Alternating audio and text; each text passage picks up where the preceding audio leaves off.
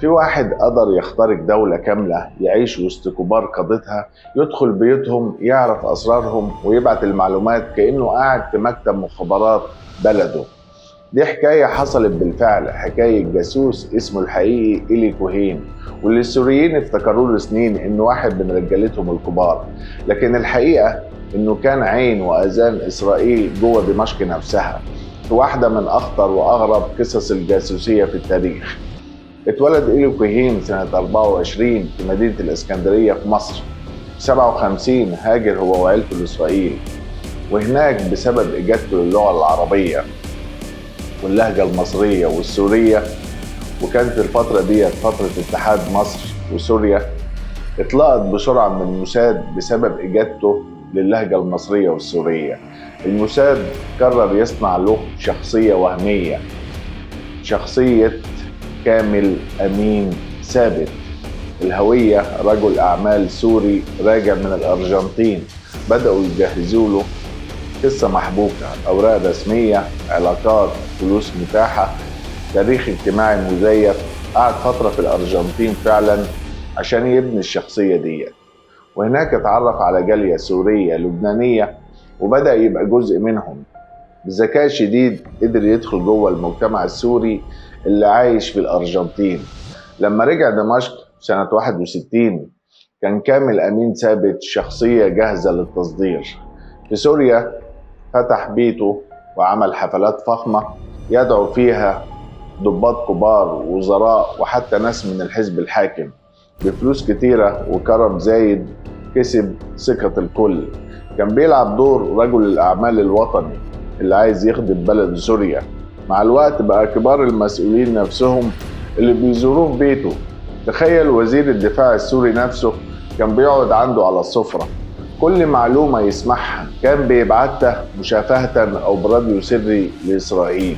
تخيل كمية المعلومات اللي بعتها في الوقت ده، كانت معلومات خطيرة جدا. كان أولها تفاصيل أعداد الجنود، مواقع القواعد العسكرية، وأنواع الأسلحة، حتى تحركات الدبابات على الجبهة مع إسرائيل.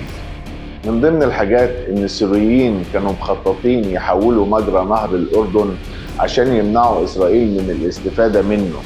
كوهين عرف الخطة كاملة وبعتها. النتيجة إسرائيل ضربت المشروع وفشل قبل حتى ما يبتدي. واحدة من أخطر المعلومات اللي سربها إن السوريين زرعوا شجر فوق التحصينات بتاعتهم العسكرية في هضبة الجولان عشان الجنود يستظلوا بيها. كوهين بعت المعلومة ديت، وفي حرب 67 الطيران الإسرائيلي كان يضرب الأماكن اللي فيها الأشجار دي مباشرة. وصل إنه بقى قريب جدا من قادة سوريا، رئيس الوزراء، وزراء الدفاع، كبار ضباط الجيش. كان بيحضر اجتماعات غير رسمية، يسمع أسرار خطيرة ويبعتها فورا. السوريين شافوا فيه راجل وطني غيور غني قدر إنه يكسب ودهم. محدش كان يتخيل إن كامل أمين ثابت ده في الحقيقة جاسوس إسرائيلي اسمه إيلي كوهين. لسنين كوهين كان زي الشبح، محدش شكك فيه. لكن في أواخر سنة 64 وبداية سنة 65 المخابرات السورية رصدت إشارات راديو غريبة بتتذاع من دمشق. بدأوا يحددوا مصدر الإشارة. وسنة 65 حددوا إن البث جاي بالتحديد من بيت كامل أمين ثابت. اقتحموا البيت لقوه بيبعت رسائل لمقر الموساد. كانت الصدمة، الراجل اللي وثقوا فيه كان جاسوس. طبعا اتقبض عليه، وفي يناير 65 اتعرض لمحاكمة علنية في دمشق رغم انه حاول يدافع عن نفسه، لكن الأدلة كانت دامغة. اتقال انه كان سبب في كشف معظم أسرار سوريا العسكرية. في 18 مايو 65 اتعدم وسط دمشق. آلاف السوريين حضروا الإعدام، وكان مشهد رهيب. لحد النهاردة إسرائيل بتطالب بجثمانه، لكن سوريا رافضة تسليمه. المعلومات اللي بعتها أهم أسباب هزيمة سوريا في سنة 67 وخسارتها للجولان. اتعملت عنه أفلام ومسلسلات وكتب. إسرائيل بتعتبره بطل قومي، وسوريا بتعتبره الطعنة الغادرة اللي وجعتهم لحد النهاردة. إلي كوهين مش مجرد جاسوس، ده قصة بتفكرنا إن أي دولة من غير وعي واستخبارات قوية هتكون مكشوفة. القوة مش في الدبابة والطيارة، لكن في معلومة واحدة ممكن تهد جيش كامل. ودي كانت واحدة من أخطر قصص الجاسوسية في التاريخ، قصة الراجل اللي عايش وسط عدوه وأكله وشربه معاهم، وفي الآخر كان سبب في كسرهم. المعلومة دايما بتكون أخطر من الرصاصة.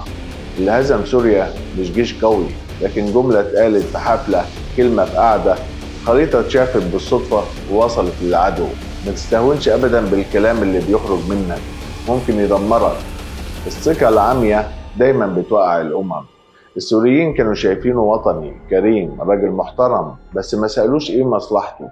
ازاي واحد جاي من بره يلاقي نفسه وسط القمة كده بسهولة؟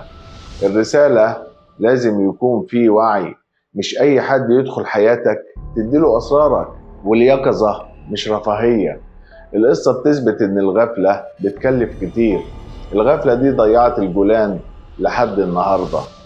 وعيك وحذرك وسؤالك ليه هو اللي بيحميك من إنك تكون ضحية. ربنا خلق لنا عقل عشان نفكر ونميز. لو ما استخدمناش عقلنا هنكون زي اللي بيسلم سلاحه العدو بنفسه. فكر قبل ما تدي الثقة، قبل ما تقول سر، قبل ما تتكلم كلمة.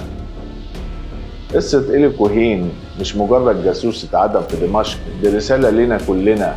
ما تستهونش بالمعلومة، ما تديش ثقتك بسهولة، وخلي بالك من اللي داخل حياتك. اللي أسقط جيوش مش المدافع، لكن زي ما قلنا كلمة اتقالت على سفرة، وضحكة في حفلة، وثقة في غير محلها. واللي مش واعي بيتحول هو نفسه الجاسوس على نفسه من غير ما يقصد. افتكر العقل سلاح، واللي ما يستخدموش بيسلم روح العدو.